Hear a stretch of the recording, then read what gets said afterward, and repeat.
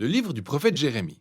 Jérémie était un prêtre israélite ayant vécu et exercé sa fonction à Jérusalem pendant les dernières décennies du royaume de Juda au sud. Il fut établi comme prophète pour avertir les Israélites des graves conséquences auxquelles ils s'exposaient, suite à l'idolâtrie, l'injustice dont ils se sont rendus coupables, ce qui a entraîné la rupture de l'alliance avec Dieu. Il a même prédit que l'empire babylonien serait mandaté par Dieu pour exercer ce jugement sur Israël, ce qu'il ferait en détruisant Jérusalem et en envoyant le peuple en exil. Et la triste vérité est que ces prédictions se sont réalisées. Jérémie a même expérimenté le siège et la destruction de Jérusalem, puisqu'il a vu de ses propres yeux l'exil se matérialiser.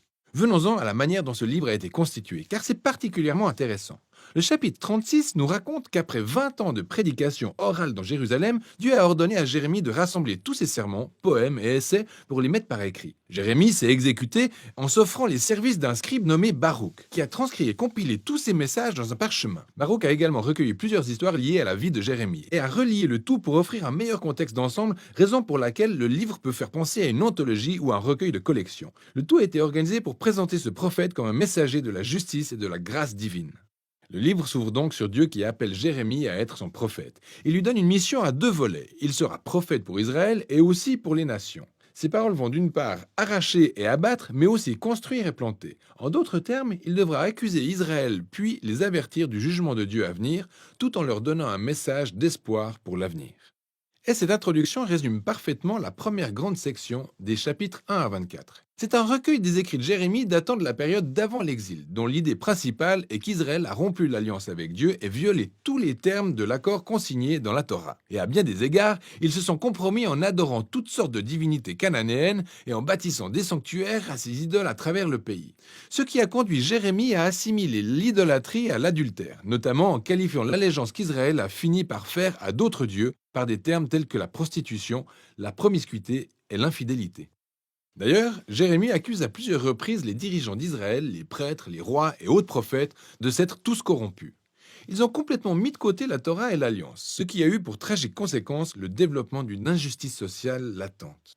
Les personnes les plus vulnérables au sein de la communauté israélite, notamment les veuves, les orphelins et les immigrés, se faisaient tous exploiter, ce qui constituait une flagrante violation des lois de la Torah. Et le pire est que les dirigeants d'Israël ne semblaient même pas s'en soucier. Tous ces éléments sont par la suite relevés à une étape clé qu'on retrouve au chapitre 7 et qui s'intitule « Le sermon de Jérémie dans le temple ». Il se trouve que les Israélites continuent de venir adorer leur Dieu dans le temple, comme si de rien n'était, alors qu'à l'extérieur du temple, ils pratiquent leur adoration à d'autres dieux.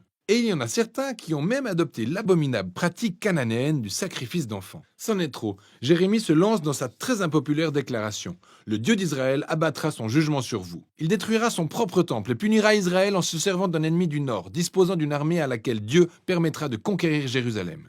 Et c'est en poursuivant la lecture qu'on découvre qu'il fait référence au grand empire de Babylone. Ce qui mène à la transition du chapitre 25. Pendant la première année du nouveau roi de Babylone, Nebuchadnezzar, alors qu'Israël ne s'est toujours pas réconcilié avec son Dieu, Dieu ordonne à Jérémie d'annoncer que les armées babyloniennes sont en train de foncer sur Israël et tous ses voisins pour conquérir leur territoire et les envoyer en exil pendant 70 ans. Il compare Babylone à une coupe de vin remplie à ras-bord de la sainte colère de Dieu face à l'injustice et l'idolâtrie d'Israël.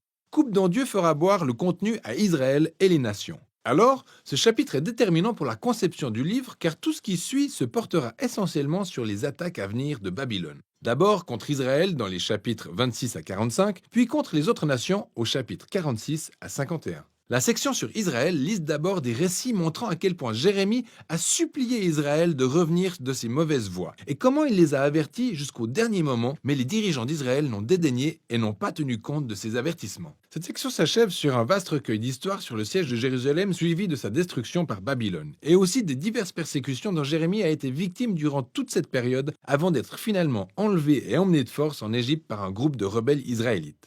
Alors qu'on est en plein milieu de toutes ces scènes de tristesse, de désastre et de jugement, on note une série de messages d'espoir concernant l'avenir d'Israël, tous rédigés par Jérémie. Il reprend ainsi la prédiction de Moïse selon laquelle, même après qu'Israël ait rompu l'alliance et ait été envoyé en exil, voire Deutéronome 30, Dieu n'abandonnerait pas son peuple. Bien au contraire, il renouvellerait son alliance avec eux et transformerait leur cœur. Jérémie va même plus loin dans cette promesse en disant qu'un jour, au lieu d'inscrire les lois de la Torah sur des tablettes, Dieu les inscrira dans le cœur de son peuple. Il extirpera la rébellion de leur cœur pour qu'ils arrivent un jour à l'aimer véritablement et à le suivre pleinement. Puis arrivera le jour où Israël retournera en terre promise et où viendra le Messie de la lignée de David.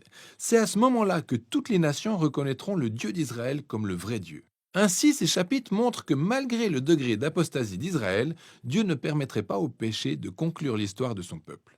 Bien au contraire, c'est par sa propre fidélité qu'il fera en sorte d'accomplir ses promesses, quoi qu'il advienne. Ensuite, on découvre le grand recueil de poèmes relatant la manière dont Dieu se servira de Babylone pour juger les nations environnantes d'Israël, notamment l'Égypte, Philistie, Moab, Édom, Ammon, Damas et Hazor. Mais étonnamment, les poèmes les plus longs sont gardés pour la fin. Ils parlent du jugement de Dieu qui s'abattra sur Babylone elle-même. Ce qui montre que même si Dieu se servit de cette nation pour exécuter sa justice, il ne cautionne pas leur violence et leur idolâtrie. Ainsi, Babylone, elle aussi, subira les effets de la justice de Dieu. Et Jérémie dénonce l'orgueil et l'injustice de cette nation. Maintenant, dans ces poèmes, Babylone est d'une immensité telle que cela nous renvoie à l'image de la Babylone décrite en Genèse au chapitre 11. Babylone est devenue l'archétype des nations rebelles. En se servant de leur tendance à se glorifier de leur richesse et de leur puissance militaire, Dieu suscitera l'autodestruction de cette nation. Le livre s'achève sur une histoire tirée de la fin du livre de 2 rois, qui décrit l'attaque finale de Babylone contre Jérusalem, comment ils ont détruit les remparts de la ville, brûlé le temple et envoyé le peuple en exil. L'histoire montre comment les avertissements de Jérémie mentionnés au chapitre 1 à 24 sur le jugement à venir se sont réalisés. Mais ensuite, le chapitre se conclut sur une brève histoire concernant le roi israélite en captivité, Joachim, l'héritier de la lignée de David. Le roi de Babylone le libère de prison et est très aimable avec lui et l'invite à manger à la table royale pour le restant de sa vie. Et c'est ainsi que le livre s'achève. C'est donc cette infime lueur d'espoir qui fait écho aux promesses d'espoir de Jérémie des chapitres 30 à 33, car Dieu n'a pas abandonné son peuple ni la promesse de l'avènement d'un futur roi de la lignée de David.